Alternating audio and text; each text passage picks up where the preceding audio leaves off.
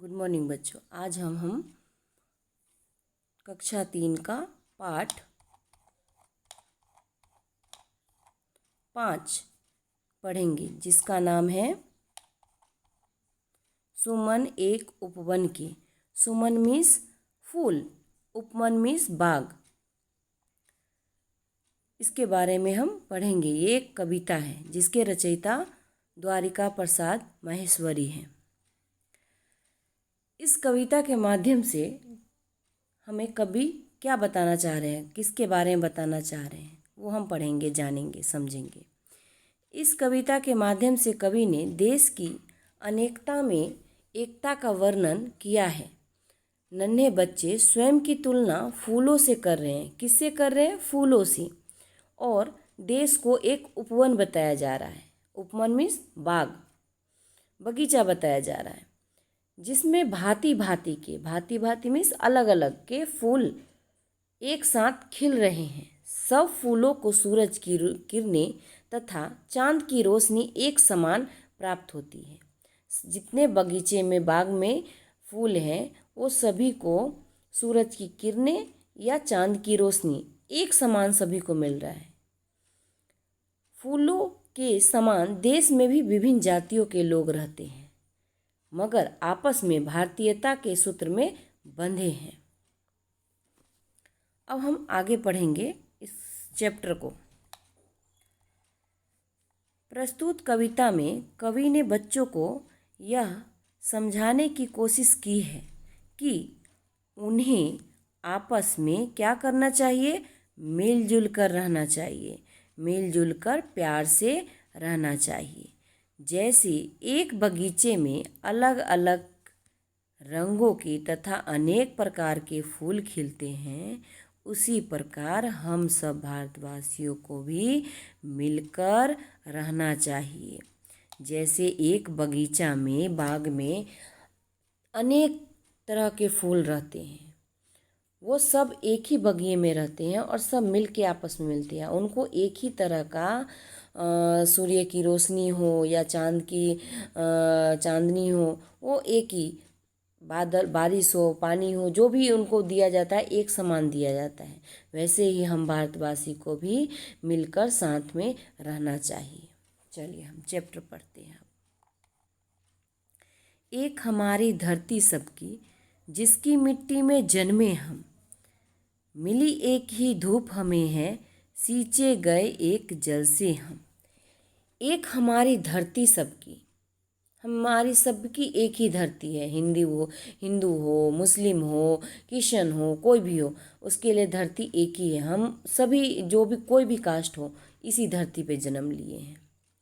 मिली एक ही धूप हमें, सींचे गए एक ही जल से। हमें धूप एक जैसा ही मिलता है, किसी को कम, किसी को ज़्यादा, ऐसा नहीं। क्रिश्चियन को भी उतना ही मिलेगा, हिंदू को भी उतना ही धूप की रोशनी मिलती है, और मुस्लिम को भी उतना ही, सभी को एक जैसा ही मिलता है। अब आगे पढ़ेंगे हम।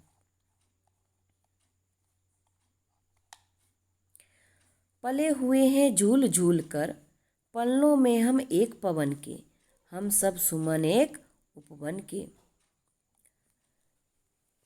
पले हुए हैं झूल झूल कर, सभी झूल झूल के ही पले हुए हैं, चाहे वो माँ की गोद हो या झूला हो, पलना हो। सभी को एक जैसा ही प्यार मिलता है। जैसे किसी माँ को 2 बच्चे हैं, 4 बच्चे हैं, सभी को माँ एक जैसा ही प्यार देती है। ऐसा कभी नहीं है कि बड़े वाले को ज़्यादा प्यार करती है, छोटे वाले को कम प्यार करती है, ऐसा नहीं है। माँ सभी को एक जैसा ही प्यार करती है। चलिए।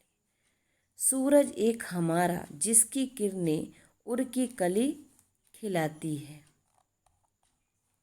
सूरज एक हमारा है, किसी का दो है कि चलो मुस्लिम का दूसरा हुआ, हिंदू का दूसरा हुआ, या और भी कास्ट के दूसरा हुआ, नहीं। सूरज जो है एक ही है, जिसकी किरणें उड़ की कली खिलाती है। एक हमारा चांद चांदनी, जिसकी हम सबको नहलाती है। एक ही हमारा चांद चांदनी है, कोई दूसरा नहीं है। सभी जैसे देखो, हिंदू में करवा चौथ का व्रत आता है, तो उसमें क्या है, मम्मी जो लोग लेडीज लोग व्रत करती है वो चांद को ही देख के व्रत पूरा करती है। और जो मुस्लिम लोग हैं उनका भी व्रत चांद को ही देख के पूरा होता है। तो हिंदू हो या मुस्लिम हो, कोई भी कास्ट हो या कोई भी इंसान हो, उसके लिए एक ही चांद चांदनी है। चलिए हम आगे पढ़ते हैं। मिले एक ही स्वर में हमको, भंवरों के मीठे गुंजन के, हम सब सुमन एक उपवन के। हमको एक जैसा ही स्वर मिला है भंवरों के मीठे गुंजन के, हम सब सुमन एक उपवन के। रंग रंग के रूप हमारे अलग अलग है क्यारी क्यारी, लेकिन हम सबसे ही मिलकर है उपवन की शोभा सारी। सबको अलग अलग रूप मिला है। चलो हम फूल की बात करते हैं, पुष्प की। फूल एक कलर का होता है? नहीं। एक डिजाइन का होता है? नहीं। वैसे ही बच्चे, आप लोग बच्चे एक कलर के होते हो? नहीं। कोई गोरा है, कोई काला है, कोई सांवला है, सबकी अलग अलग क्यारी होती है, सब अलग अलग होते हैं, लेकिन हम सबसे ही मिलकर है उपवन की शोभा सारी। देश ये भारतवासी हम लोग हैं, हम मिलकर ही रहते हैं तभी भारत का शोभा बनता है। सब अलग हो जाएंगे तो शोभा नहीं बनेगी। वैसे ही एक बगिया में अलग फूल कर दिया जाएगा, वो उधर वो उधर, तो वो बगिया बाग का शोभा ही नहीं बनेगा। एक ही बगिया में हर एक तरह का फूल होगा तो वो बाग कितना सुंदर देखने में लगेगा, राइट। चलो हम आगे पढ़ेंगे। शोभा सारी। एक हमारा माली, हम सब रहते नीचे एक गगन के, हम सब सुमन एक उपवन के। एक हमारा माली है। हमारा माली कौन है? भगवान, गॉड, ईश्वर। और जो पुष्प को, फूल को सींचता है, उसका माली कौन हुआ? जो माली जो उसको पानी डालता है, मिट्टी देखभाल करता है, वो उसका माली हुआ। पर हमारा माली कौन है?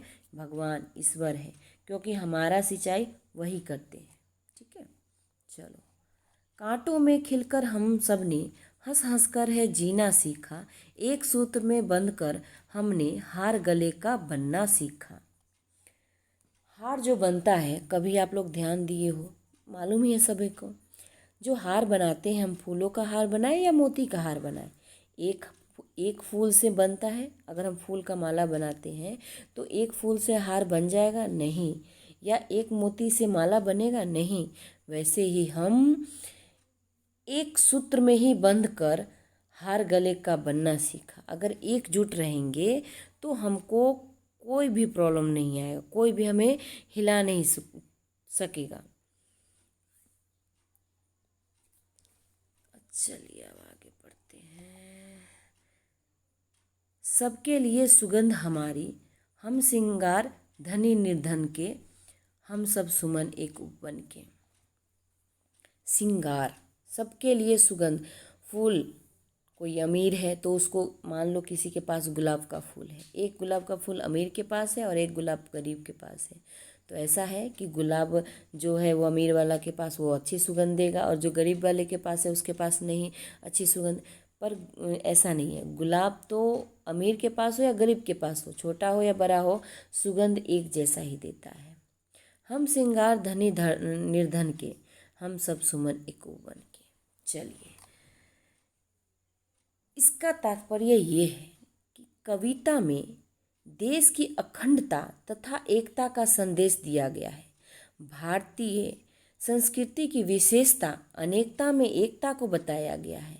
यहाँ विभिन्नता में भी एकता है, और हमें हमेशा क्या करना चाहिए? मिल के रहना चाहिए। कोई भी काम मिल के करना चाहिए। वो काम, जो हम काम मिल के करते हैं, वो सक्सेस भी होता है, अच्छा भी होता है, और